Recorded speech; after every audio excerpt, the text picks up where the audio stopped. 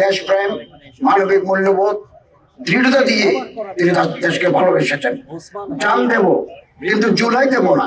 ধর্ম মন্ত্রণালয়ের নির্দেশনায় বাংলাদেশের গ্রামে গঞ্জে শহরে বন্দরে সব মসজিদে আমাদের ভাই জনাব শরীফ ওসমান হাদির জন্য দোয়া, খতমে কোরআন, জিকির আজকার সম্পন্ন হয়েছে।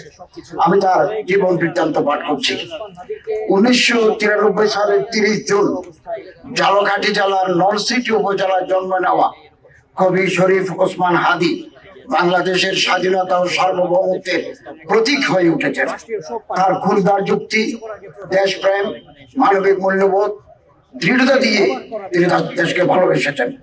জান দেব কিন্তু জুলাই দেব না, এই স্লোগান বুকে হাদি ছিলেন গুম, খুন ও বাংলাদেশের মানুষের গণতান্ত্রিক অধিকার কেড়ে নেওয়া ফ্যাসিস্ট আওয়ামী লীগের বিরুদ্ধে জুলাই পরবর্তী সবচাইতে তীব্র কণ্ঠস্বর।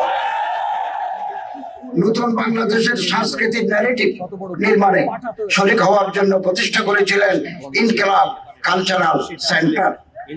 বাংলাদেশের সার্বভৌমত্ব বিরোধী খুনিরা 12 ডিসেম্বর দুপুরে জুমার নামাজের পরপরই তাকে গুলি করে 18 ডিসেম্বর 2025 রাতে সিঙ্গাপুর জেনারেল হাসপাতালে শাহাদত বরণ করেন বীর ওসমান হাদি।